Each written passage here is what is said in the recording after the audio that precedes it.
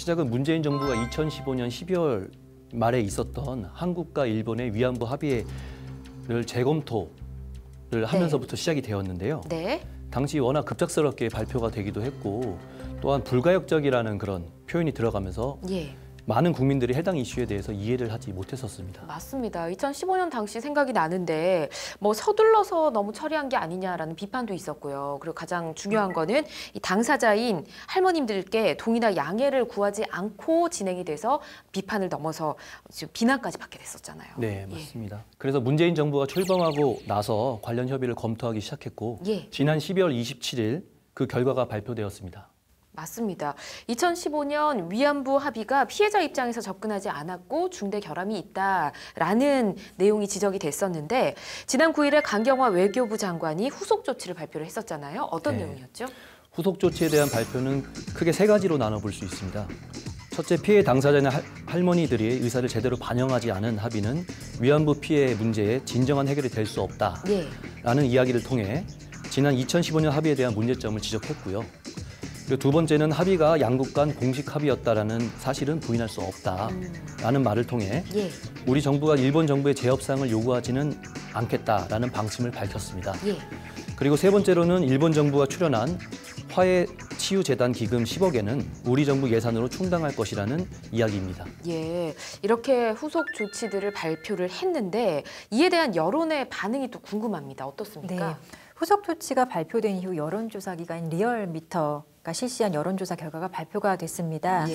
해당 여론조사에서는 응답자의 63.2%가 기존 위안부 합의를 사실상 파기한 것으로 향후 한일 외교 관계를 고려할 때 잘한 결정이라고 응답을 했습니다.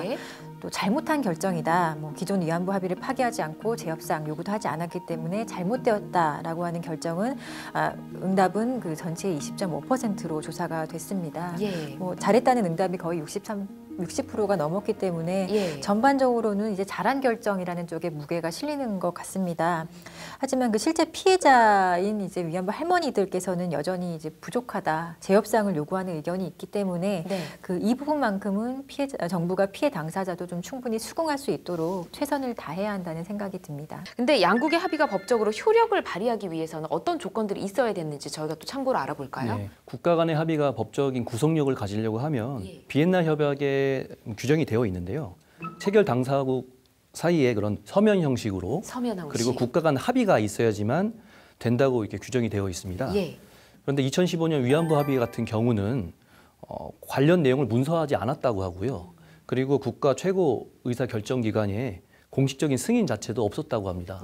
그런 점에서 볼 때는 어떤 구속력이 있다고 보기에는 어렵다고 생각됩니다. 이번에는 앞서 언급하신 두 번째 이슈 이야기를 좀 해봐야 될 것 같은데 아랍에미레이트 원정 계약과 관련된 외교 문제입니다. 이 문제는 지난해 11월에 임종석 비서실장이 갑작스럽게 아랍에미레이트를 방문하게 되면서 불거진 내용이죠? 그렇습니다.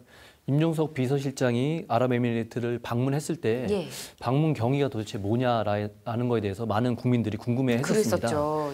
정부 측에서는 방문 경위에 대해서 처음에는 파병군을 격려하기 위해서 갔다. 이런 얘기도 있었고요. 아니면 아랍에미레이트랑 그런 파트너십 강화를 위해서 갔다. 또는 대통령 친서를 전달하러 갔다. 이런 다양한 말들이 있었죠. 다양한 얘기들이 있어서 해명이 계속 달라졌기 때문에 오히려 좀 의혹이 증폭된 측면이 있고요. 최근 아랍에미레이트랑 원정 계약을 할 때 이면 합의가 있었다는 사실이 밝혀졌습니다. 그렇군요.